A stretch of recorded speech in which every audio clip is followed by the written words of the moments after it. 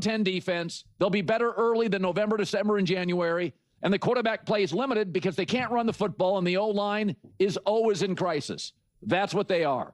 You can keep running through quarterbacks and left tackles and wide receivers and drama and running backs, coordinators. Doesn't matter.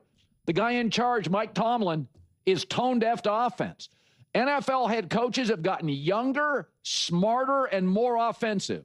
And these older defensive guys, Pete Carroll, Bill Belichick, Mike Tomlin, Ron Rivera, Lovie Smith, they feel outdated. And I said this, Aaron Rodgers, go to Minnesota or retire. You're just stepping into Tomlin's quicksand. And I would have no problem hiring Mike Tomlin, say, in Miami to stabilize the Dolphins. I think he'd be a really good fit there. But look around the league right now. Who's the number one seed in the AFC? Sean Payton, offensive coach. The Jaguars never deliver. Oh, wait, now they're going to win their division potentially. Liam Cohen, offensive coach. Sean McVay is number 2 seed in the NFC. You know who number 1 is? Offensive coach Ben Johnson. I would argue Kyle Shanahan's done a better job coaching than anybody outside of Mike Vrabel this year. Another offensive coach. Offensive coaches are younger, they're smarter, they're more current. And I said this last week. Offensive coaches can fix problems in the season.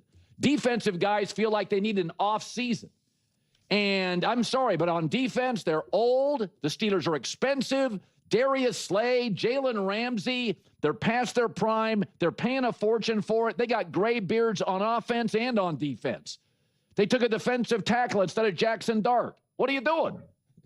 And again, no urgency. This is a criticism I said about Pete Carroll. Geno Smith's not good enough. Ron Rivera said, I got Sam Howell. Not good enough. Aaron Rodgers, don't blame him. Look around the league. The rules have changed. These old defensive guys, I don't have a problem with D'Amico Ryans, Mike McDonald. They're young, they're current, they're aggressive. I mean, McDonald took over for Pete Carroll an hour later. The team was better with the same players. So the last 6 Super Bowls have featured head coaches with an offensive background. Doesn't mean you have to hire them. But yesterday, finally, the fans said, enough. I mean, you hold Buffalo to 3 points at half, and you get rolled. Yes. It's a peculiar, uncertain period for the Pittsburgh organization right now. You can examine their situation from a couple of distinct perspectives. The first is a view of Pittsburgh as simply a bit unlucky, unable to quite solidify the quarterback position in the post-Ben Roethlisberger era. From this angle, if they had just managed to secure a reliable signal caller, everything else could have been constructed successfully from that foundation. The alternate and far more concerning perspective is that this franchise appears lost, bewildered, and devoid of a coherent direction. We can discuss the defensive shortcomings, the controversial decisions from Mike Tomlin, the quarterback quandary, the deficient offensive line, or the ineffective running game. However, to me, the most indefensible misstep is allowing a premier wide receiver to depart for what amounted to negligible return. This player is now universally regarded as a top-tier, elite pass catcher, a monumental asset for Dak Prescott and the Dallas Cowboys, performing at an extraordinary level. If the front office had been savvy enough to orchestrate a trade yielding significant draft capital, which could then have been leveraged to address other glaring weaknesses, perhaps transforming a struggling run game and offensive line into strengths, it would be a different conversation. One could then point to a later round draft selection at receiver who is excelling. But that is not the reality. That is not what transpired. They are still allocating a colossal salary to DK Metcalf. As I noted even before this recent game, they feasibly could have retained both receivers. It doesn't guarantee long-term retention for both, but they could have had them on the roster concurrently. Imagine then providing a quarterback like Aaron Rodgers 2 elite dynamic wideouts. That should, in theory, unlock immense offensive versatility and create substantial advantages. It's evidently working exceptionally well for Dak Prescott in Dallas. One would presume a quarterback of Rodgers' caliber could find a way to maximize that talent in Pittsburgh.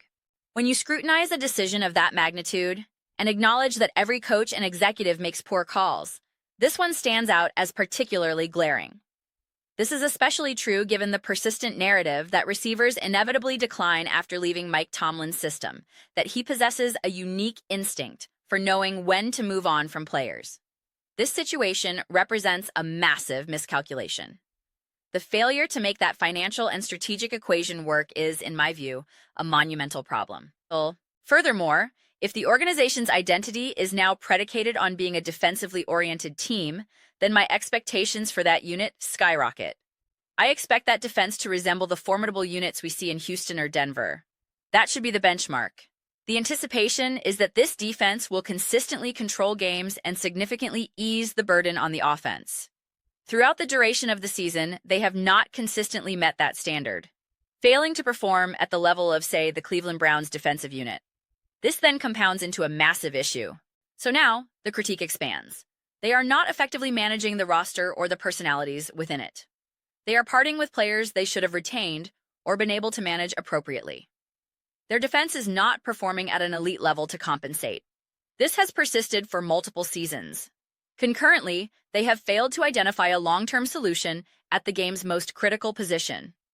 Compounding this, even after acquiring a veteran like Aaron Rodgers, they neglected to secure a promising young quarterback to develop behind him.